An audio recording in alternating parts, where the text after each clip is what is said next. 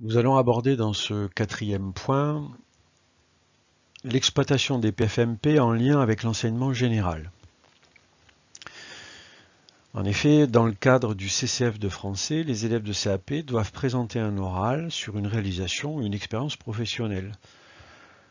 On a donc ici, grâce à la co-intervention en français, un cadre pertinent pour valoriser et exploiter l'expérience acquise par l'élève en PFMP.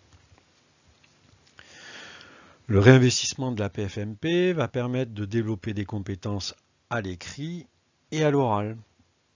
Dans le cadre de la co-intervention, l'enseignant d'économie-gestion pourra par exemple insister sur l'explication et l'utilisation d'un lexique professionnel, du vocabulaire professionnel, en lien avec l'activité pour présenter l'oral. On pourra aussi aider les élèves à rendre compte d'une activité en mobilisant des connaissances, comme par exemple le respect de la chaîne du froid lors de la réception et ou la mise en rayon de produits frais ou ultra frais. Notre travail va consister à aider l'élève à identifier les connaissances dont il a besoin et comment il les met en œuvre concrètement en situation de travail. La co-intervention offre donc la possibilité d'accompagner les élèves dans un travail d'analyse réflexive qui est nécessaire, comme nous l'a expliqué Anne-Lise Ullmann, à la construction de la compétence. La phase de verbalisation est essentielle puisque la compétence, au-delà de la performance réalisée en situation de travail, se manifeste par la capacité de l'élève à expliquer les choix qu'il a effectués pour réaliser une tâche ou résoudre un problème. Or, pour beaucoup d'élèves de CAP, nous le savons, le passage à l'oral est plus aisé que l'écrit.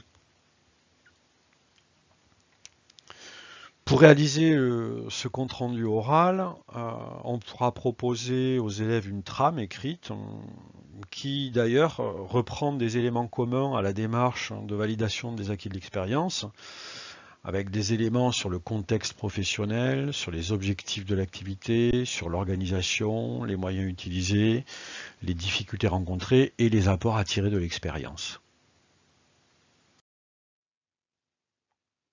Voici un exemple de fiche descriptive d'activité qui ne constitue pas un modèle, hein, c'est un exemple,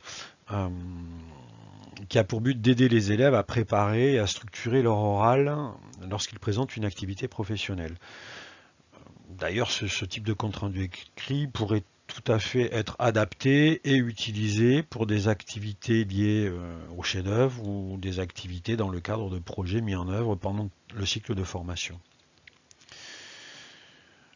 Une remarque, hein, le passage à l'écrit n'est pas une fin en soi, hein, mais doit plutôt être envisagé comme un outil nécessaire pour aider l'élève à repérer les invariants dans la description, dans l'analyse d'une activité professionnelle ou d'une situation de travail.